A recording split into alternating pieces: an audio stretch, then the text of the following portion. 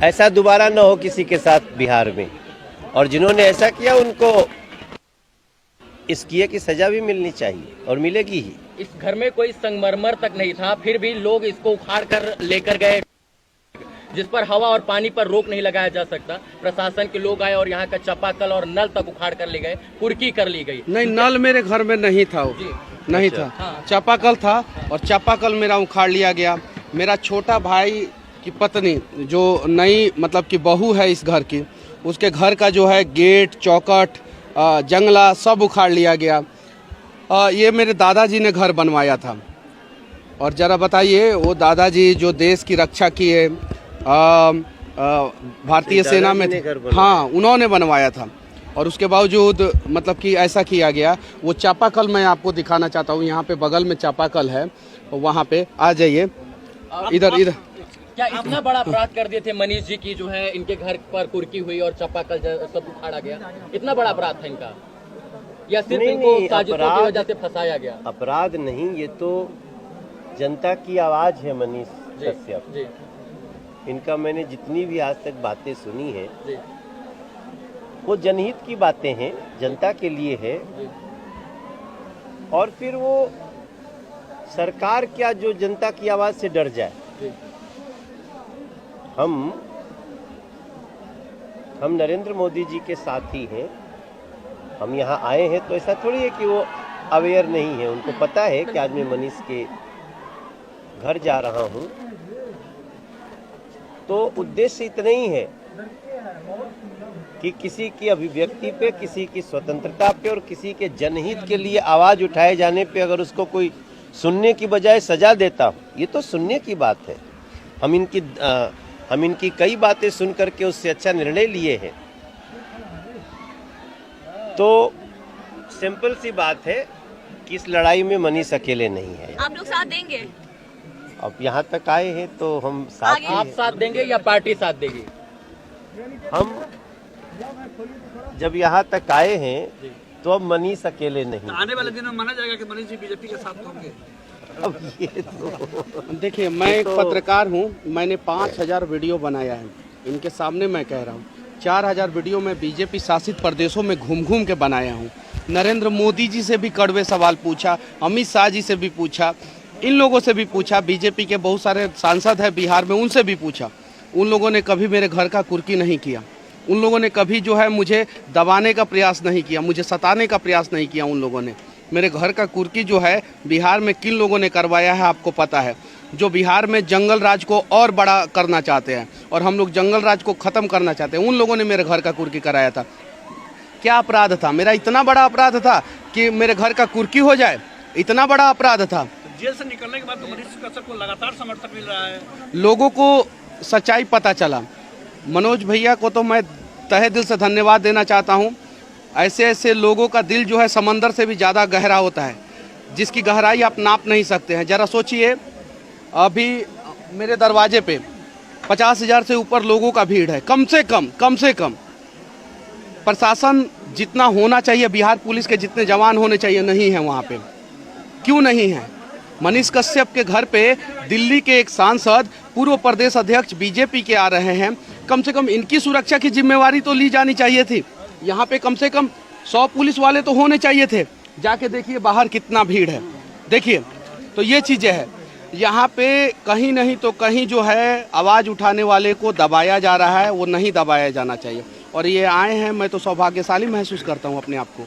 मनीष भैया, जिस तमिलनाडु के मामले में, जिस किसान को मारने के मामले में जो है, जिसको न्यूज आपने चलाया, उसी मामले में आपको गिरफ्तार किया गया। वो मुद्दा उसके बाद अब तक नहीं खुला कि क्या वाकई में ऐसी घटना हुई, नहीं हुई, उसको दबा दिया गया क्या? उसमें देखिए, मैंने न्यूज नहीं चलाया था, मैंने सवाल किया था। और फेक वीडियो हम लोगों ने कहीं नहीं बनाया था। वो सारा मामला को दबाया गया। क्या उसमें फिर से उसको आवाज उठेगा कि नहीं? एकदम बिल्कुल उठेगा। उस किसान के क्या लिए जो राष्ट्र के साथ खड़े रहेंगे, उन लोगों के साथ मनीष कश्यप खड़ा रहेगा। जो राष्ट्रवाद की बात करेंगे, जो बिहार के मजदूरों के उत्थान की बात करेंगे, उनके साथ मनीष कश्यप खड़ा रहेगा। क्या नहीं, अभी मैंने इसके बारे में नहीं सोचा है। मनीष जी ने एक भागलपुर के सुल्तानगंज में मनोज जी एक पुल था, उसकी भविष्यवाणी की थी कि 1 साल के अंदर ये पुल गिर जाएगा। मनीष जी जेल गए और 8 से 5 महीने के अंदर वो पुल जो है फिर से गिर गया, धड़धड़ा कर गिर गया। 1400 करोड़ रुपए की लागत से 1750 करोड़ रुपए की लागत से। बिहार सरकार ने उसके ऊपर एक्शन लेने से पहले जो है इनके यहाँ उस पर एक्शन लेना उन्होंने उचित नहीं समझा। इनके घर की कुर्की करवाना उचित समझा, ना इन्होंने मर्डर किया था। और बिहार में 6-6, 7-7 मर्डर करने वाले लोगों के घर की कुर्की नहीं होती है। क्या अभिव्यक्ति की आजादी अब नहीं रही? यानी कोई बोलेगा तो उसके घर पर बुलडोजर चलेगा अब?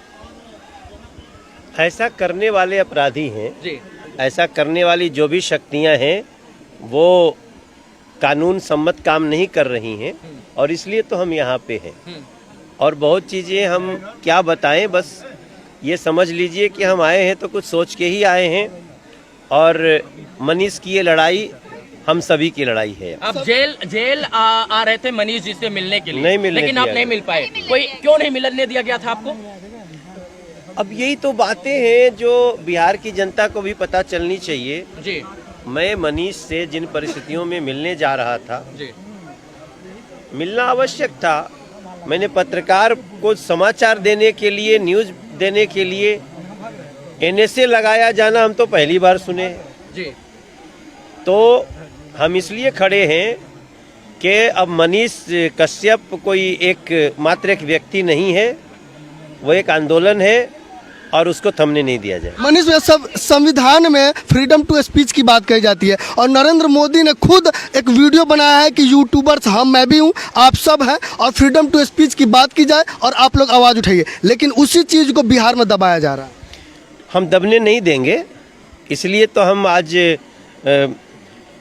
20-25 घंटे की यात्रा करके इस गांव में है, और मुझे बहुत अंदर से सुकून मिल रहा है। और न हम मनीष कश्यप की आवाज को दबने देंगे और न बिहार के किसी बच्चे को। कहा था कि जो आपसे मनीष कश्यप मुलाकात की थी, मैं आपके घर आऊंगा, आपके घर को देखूंगा। आप उनके घर को देख के भावुक क्यों हो रहे हैं?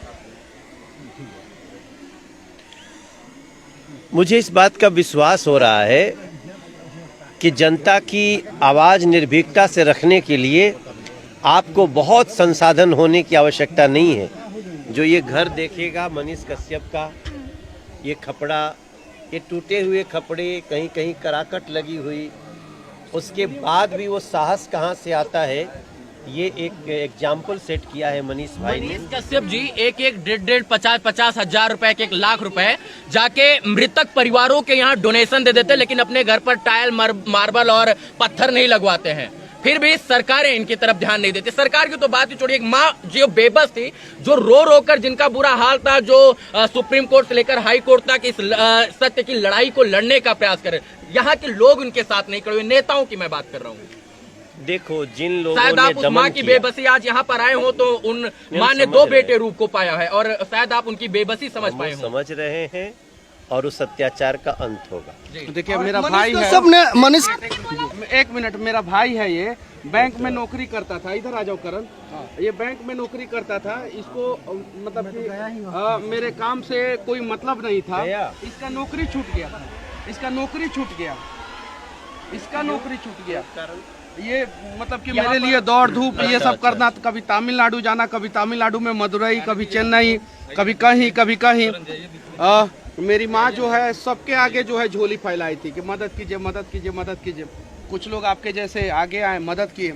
अब जरा बताइए, मेरे साथ जो हुआ, क्या देश के किसी पत्रकार के साथ ऐसा होना चाहिए था, या इतिहास में कभी किसी के साथ ऐसा हुआ है? देखिए, कुछ लोगों की प्रवृत्ति है, कुछ लोग ऐसे हैं जो सत्ता में आते हैं तो पत्रकारों की, पत्रकारिता की आवाज़ को दबाना चाहते हैं। आपके साथ साथ हमने कुछ ऐसी घटनाएं देखी, महाराष्ट्र में आई, इन लोगों की सरकार जो आजकल बिहार में है, तो इन्होंने वहाँ एक पत्रकार को गिरफ्तार किया, उसके ऑफिस से गिरफ्तार किया। कई लोगों को, अब वो नाम हम क्या लें, सबको पता है कि वो चाहे अर्नब गोस्वामी हो, मनीष कश्यप हो, ये अमन चोपड़ा हो, इन सब लोगों, सुधीर चौधरी हैं, तो एक पर्टिकुलर, हमें कहने में कोई गुरोज नहीं है। जब कांग्रेस और राजद जैसी लोग ये प्रवृत्तियां मिलती हैं तो ये सोचती हैं हम कितना भी अपराध करें, पाप करें, जनता का अनहित करें, कोई आवाज़ न उठाए।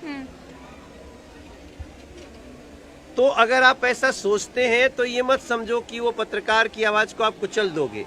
ये लोग पुनः खड़े होते हैं और इतनी मजबूती से अपनी आवाज रखते हैं जिसमें पूरा देश खड़ा होता है। हम तो मात्र आपको लगता है कि राष्ट्रवादी विचारधाराओं को दबाने का प्रयास किया जाता है? किया गया है, हाँ। लगातार किया गया है। जो राष्ट्र की बात करे, देश हित की बात करे, बिहार हित की बात करे, समाज की बात करे, सबको लेकर चलने की बात करे, बिहार के डेवलपमेंट की बात करे, उसको पीछे धकेलने का काम सरकारें, सत्ताएं, प्रशासन करते हैं यहाँ के। किया गया है, कई कुछ पार्टियों के द्वारा ऐसा किया गया है जी।